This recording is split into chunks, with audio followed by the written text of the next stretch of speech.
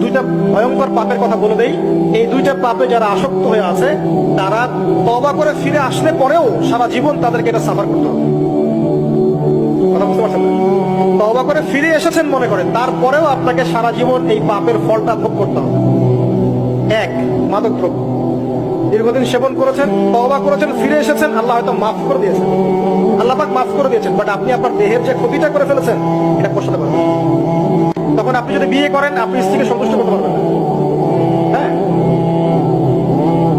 দুই নাম্বার হচ্ছে এই যে গোপনে যুবকরা যে পাপটা করে, মাস্টারবেশন, যেটাকে আমরা বলি হস্তমৈথুন, এই পাপ যেসব যুবকরা করছে বা করে, এবং অ্যাভেলেবেল এই পাপটা সবাই করে, কারণ এখন পর্নের যুগ, পর্ন দেখলে তার কোনো উপায় নাই, তখন তো এই পথেই যেতে হচ্ছে, নিজের উপরে নিজেকে জুলুম করতে হচ্ছে।